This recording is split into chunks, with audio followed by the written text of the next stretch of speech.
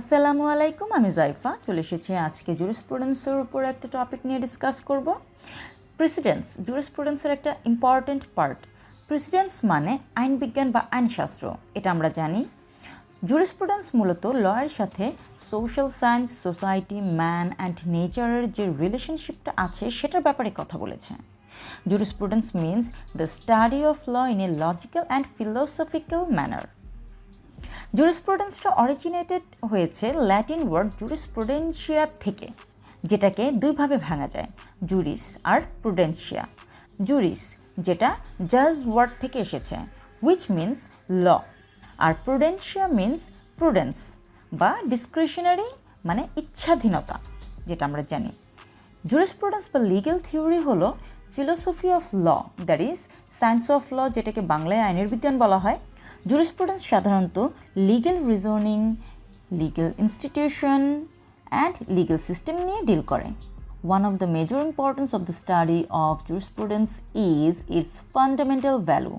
Jurisprudence mainly research and basic concept of law এর গঠন ও স্পষ্ট করার মেথড নিয়ে গঠিত। এটি লয়ের ফেয়ারনেস অ্যান্ড আর্টিকুলেশন সম্পর্কে কথা বলে। জুরিসপ্রুডেন্স লয়ের বেসিক ফান্ডামেন্টাল রাইটস নিয়ে কাজ করে and it is the eye of law. এটি অ্যাকচুয়ালি একজন পার্সনকে আইনের থটস অ্যান্ড ডিভিশনস বুঝতে হেল্প করে। তো precedents as source of law, সেটা হচ্ছে প্রেসিডেন্ট হলো একটি নীতি বা নিয়ম যা প্রিভিয়াস লিগ্যাল কেসগুলোতে ডিক্লেয়ার করা হয়েছিল বা নির্ধারণ করা হয়েছিল, যেখানে জাজেসদের পাস্ট ডিসিশনসগুলো ফিউচার কেসের ক্ষেত্রে ফলো করা হয় যখন কেসের ফ্যাক্টগুলো সিমিলার ইন নেচার হয়। এটি ট্রাইব্যুনালস অ্যান্ড কোর্টসের জন্য বাধ্যতামূলক হয় যখন similar case with similar facts arise করে। এটিকে কেস ল বা কমন ল বলা হয়, যা প্রেসিডেন্ট টু প্রেসিডেন্ট বিস্তৃত হয়েছে। সো জুডিশিয়াল প্রেসিডেন্টটা বেস করে জাজেসের judgement, hierarchy of courts and a good system of law reporting জাজের উপরে। এখন দেখব ডক্ট্রিন অফ স্টারে ডিসাইসিস। জুডিশিয়াল প্রেসিডেন্টের ডক্ট্রিনটা বেস করে স্টারে ডিসাইসিস প্রিন্সিপালের উপরে। It means to stand by that which is decided, মানে যেটা অলরেডি ডিসাইডেড হয়ে গেছে। আর in practice this mean previous কেসগুলোতে সুপারিয়র কোর্টস দ্বারা সেট করা লিগ্যাল প্রিন্সিপালসগুলো লোয়ার কোর্টসগুলো অ্যাপ্লাই করতে বাউন্ড। এটি মূলত একটি রুল বা রিকোয়ারমেন্ট যেটা একটি কোর্টকে ফলো করতে হবে, যেগুলো সুপারিয়র কোর্টস দ্বারা এস্টাবলিশড হয়ে গেছে already. And this provides balance and certainty in the law. আমাদের মনে রাখতে হবে এই precedents is always based upon the two factors. One is the ratio decidendi আর other is obiter dictum. The ratio decidendi which means a reason for the decision, মানে ডিসিশনের কারণ যেটা। রেশিও ডিসিডেন্ডাই হচ্ছে প্রেসিডেন্ট স্টাবলিশ করার জন্য important একটা part that binds inferior courts in the hierarchy. যখন একজন জাজ একটি কেসে তার জাজমেন্ট দেন, তখন তিনি সেই ফ্যাক্টসটাকে আউটলাইন করেন যেটা তিনি প্রমাণের ভিত্তিতে খুঁজে পেয়েছেন। দেন তিনি মানে জাজ সেই ফ্যাক্টসের জন্য ল অ্যাপ্লাই করবেন এবং একটি ডিসিশনে পৌঁছাবেন for which he gives the reason. আর এটি হচ্ছে রেশিও ডিসিডেন্ডা। আর রেশিও ডিসিডেন্ডাটা কিন্তু জুডিশিয়াল ডিসিশনের একটা বাইন্ডিং পার্ট, বাট অবিটার ডিকটাম কিন্তু সেক্ষেত্রে না। তো এখন দেখবো অবিটার ডিকটাম। অবিটার ডিকটাম হলো একজন জাজ দ্বারা করা একটি ডিসিশন যেটার মামলার উপর শুধুমাত্র ঘটনাগত প্রভাব রয়েছে এবং তাই পরবর্তী ক্ষেত্রে এটি বাধ্যতামূলক না। অবশ্য কেসের ফ্যাক্ট অনুযায়ী জাজের ডিসিশন ভ্যারি করতে পারে এবং এটি অরিজিনাল কেসের ইস্যুতে বিষয়টির সাথে স্ট্রিক্টলি রেলিভেন্টও না।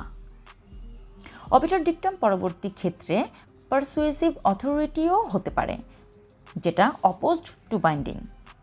যাই হোক, রেশিও ডিসিডেন্ডাই আর অবিটার ডিকটাম নিয়ে অনেক ধরনেরই মতবাদ আছে। তারপরেও law reporting, hierarchy of courts and a method of distinguishing between obiter dictum and ratio decidendi হচ্ছে জুডিশিয়াল প্রেসিডেন্টসের কি ফিচার্স। তো প্রেসিডেন্টের জেনারেল রুলই হচ্ছে সব কোর্টস সুপারিয়র কোর্টসের ডিসিশন ফলো করতে বাউন্ড থাকবে এবং অ্যাপিলেট কোর্টস তার ওন প্রিভিয়াস ডিসিশনস ফলো করবে। মূলত সুপারিয়র কোর্টস দ্বারা হওয়া যে কোনো ডিসিশন ইনফেরিয়র কোর্টগুলোর জন্য সম্পূর্ণরূপে বাধ্যতামূলক। তো এখন যাওয়া যাক kinds of presidents. There are three kinds of precedents: declaratory and original precedent, authoritative and persuasive precedent, absolute and conditional precedent.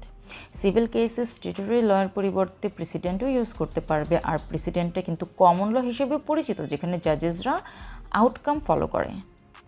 তো ডিক্লারেটরি অ্যান্ড অরিজিনাল প্রেসিডেন্ট হচ্ছে, ডিক্লারেটরি প্রেসিডেন্টে প্রিভিয়াস লিগ্যাল কেসের রুলগুলো ইউজ করা হয়। অ্যাডভান্সড কান্ট্রিগুলোতে এই ডিক্লারেটরি প্রেসিডেন্টটা কিন্তু অনেক পরিমাণে দেখা যায়। ডিক্লারেটরি প্রেসিডেন্টটা অরিজিনাল প্রেসিডেন্ট হিসেবে গুড সোর্স অফ ল, আর অরিজিনাল প্রেসিডেন্ট হলো সেগুলো যা লতে নিউ রুল ক্রিয়েট করে। মূলত অরিজিনাল প্রেসিডেন্ট হলো যেখানে কেসটি নতুন এবং has never been in trial, মানে এখনও এটার ট্রায়াল স্টার্ট হয়নি। অরিজিনাল প্রেসিডেন্ট যদিও খুবই ক্ষুদ্র পরিসরে আছে, বাট এটার ইম্পর্টেন্স কিন্তু ভেরি গ্রেট। তারা একাই কান্ট্রির ল ডেভেলপ করতে পারে। Original precedent actually source of new law and authority, but original and declaratory precedents উভয়েরই নিজস্ব ভ্যালু আছে। তারপর আছে authoritative and persuasive precedents. Authoritative precedents হলো যেটাকে মাস্ট বি ফলো করতেই হবে, সেটা জাজ কারেক্ট মনে করুক বা নাই মনে করুক। অথরিটেটিভ প্রেসিডেন্টস হলো লিগ্যাল সোর্স অফ ল।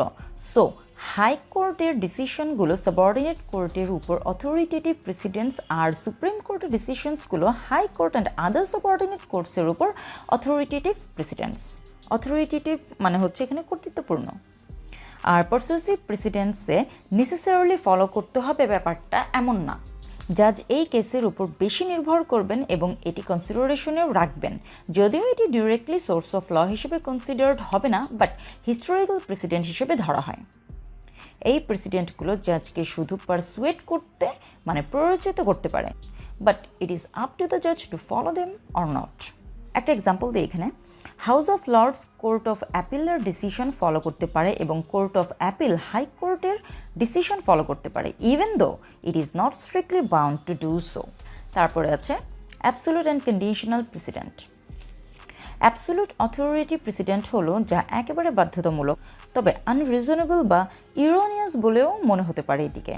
এমনকি জাজ যদি এটাকে রং জাজমেন্টও মনে করেন, তবুও তাদের এই প্রেসিডেন্টটিকেই ফলো করতে হবে। ফুল বেঞ্চের ডিসিশনস সাবঅর্ডিনেট কোর্টস এবং 2 or more জাজেস দ্বারা গঠিত সেম বেঞ্চের জন্য বাধ্যতামূলক। This is also possible in case of hierarchy, যেখানে সার্টেন কোর্টকে সুপারিয়র কোর্টসের ডিসিশনের উপর নির্ভর করতে হয়। আর কন্ডিশনাল অথরিটি প্রেসিডেন্ট হলো সেইগুলো যা বাইন্ডিং বাট অ্যাবসোলুটলি না। কন্ডিশনাল প্রেসিডেন্ট উপেক্ষা করা যেতে পারে দুইভাবে, ডিসেন্টিং অর বাই ওভাররুলিং, মানে ভিন্নমত বা একবারে বাতিল। আর ইন কেস অফ ওভাররুলিং, ওভাররুলড করা প্রেসিডেন্টকে অথরিটেটিভলি রং বলে প্রনাউন্স করা হয়, যাতে ফিউচারে কোর্টস এটিকে আর ফলো করতে না পারে। তো এই তো গেল কাইন্ডস। এখন দেখব এর নেচারটা কি, জুডিশিয়াল প্রেসিডেন্টের নেচার কি। এর কিছু নেচার আছে, এগুলো অবশ্যই পিওরলি কনস্টিটিউটিভ হতে হবে, বাট নট অ্যাব্রোগেটিভ ইন নেচার, মানে বাতিলযোগ্য না। তাই জুডিশিয়াল ডিসিশন ল মেক করতে পারে, বাট এটি অল্টার করতে পারে না। তারপরে যেখানে সেটেলড রুল অফ ল থাকে, তখন জাজকে অবশ্যই তা মেনে চলতে হবে। একজন জাজ তার ওপিনিয়ন সাবস্টিটিউট করতে পারবে না, মানে প্রতিস্থাপন করতে পারবে না, যেখানে rule of law already established হয়ে গেছে। মূলত প্রেসিডেন্টের ফাংশন হলো নিউ ল দ্বারা এক্সিস্টিং গ্যাপসগুলো ফিল আপ করে লিগ্যাল সিস্টেমের ভ্যাকেন্সিসগুলো সরবরাহ করার মধ্যে সীমাবদ্ধ থাকা। So these are all about precedents. I hope this will help you in your exams law career.